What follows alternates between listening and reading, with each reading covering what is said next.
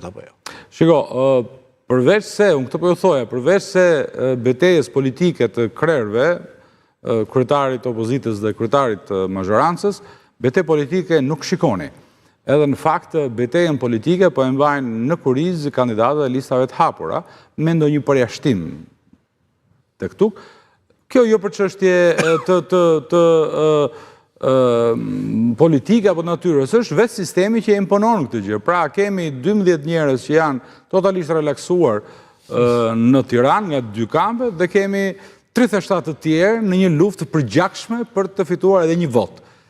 Pra ne për e thoja që kjo është sistem anormal. E cilë edhe mund mos mjaftoj pas zgjedhjeve. Teorikisht mund mos mjaftoj, por betejën se cili e bën sikur tjetë ai përfituesi apo generali i çdo beteje. Po e thash, është një luftë gati e përgjakshme brenda llojit apo në listat e hapura, dhe është një situatë totalisht anormale, atipike në këta që drejtojnë në pjesë të mbyllura të listave. Gjë që ju thash, deformon thellësisht të klimën politike, nuk ka debate politike pavarësisht të energjisë tonë, por njerëzit, publiku... Dhe kërkesave tona të herpaseshme është pa bashkohen me ju, publiku duhet përfiton të debatin politik në vend, pra kandidati i mazhorancës kundër atë opozitës, tezat nuk ka të tillë siç e shikoni, sepse në fakt është gjeneza është ky kod i deformuar zgjedhor dhe anormal, edhe i shëmtuar zgjedhor, i cili nuk lejon, nuk e jep mundësi njerëzve të shohin palat një përballë. Jo thash, përjashtuar krerëve të dy kampeve, kryetarit të opozitës dhe kryetarit të qeverisë, dhe në një përjashtimi tek tuk. Në fakt, pastaj nuk ka më.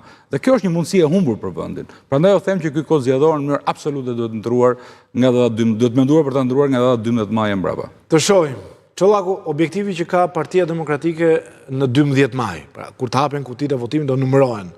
Në 11 fillon numërimi dhe më pas rezultati është në 12. Partia Demokratike ka vetëm një objektiv. Cili është? Dhe unë mendoj që është vetëm një sukses, gjithashtu edhe dështimi, rrëzimi e Edi Ramës.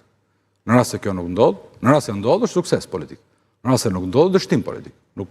Nuk flitet me, po themi, 13 mandate, 12 mandate në Tiranë, se ka që kam bërë. Refuzoj edhe më duket është degraduese dhe ta bëjmë të debat.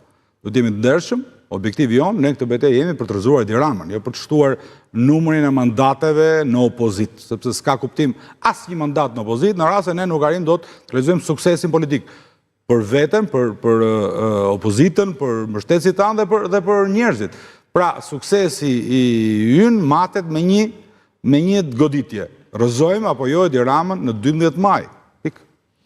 Por keni një magjistar, ka thënë zoti Berisha, që është Krist Lasivita. Po bën magji elektorale, si duket?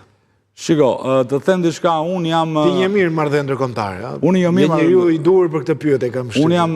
Unë njoh modestisht marrëdhënie ndërkombëtare, edhe marrëdhëniet me Washingtonin modestisht i njoh, për shkak të angazhimit tim atje në punë.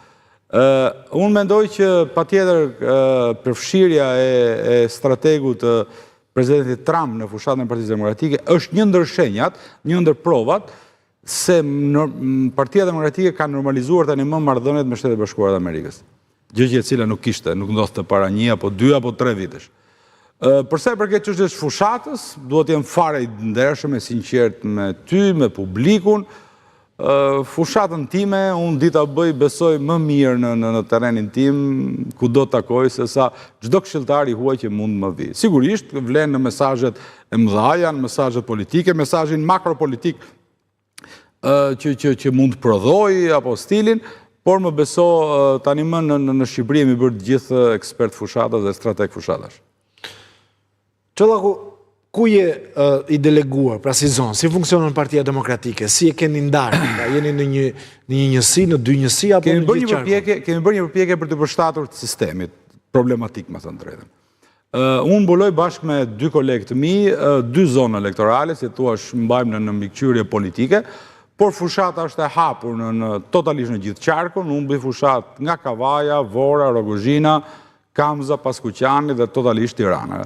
Po ashtu bën çdo kolegi imi dhe kjo e bën shumë intensive fushatën dhe mbase ndonjëherë edhe të lodhshme. Por në fakt është një eksperiencë jashtëzakonshme në këtë kuptim, sepse ti kupton realisht dimensionin asaj çfarë është pavarësisht nga shtrirja territoriale, por është gati gjysma e popullatës të vendit.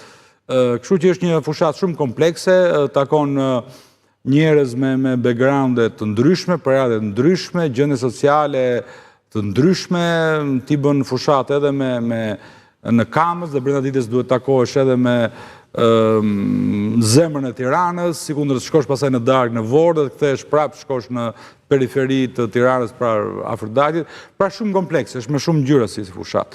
Pa tjetër kërkon energji, por është gjithashtu shumë interesante. Sa vota duen për mandat, po them parimisht?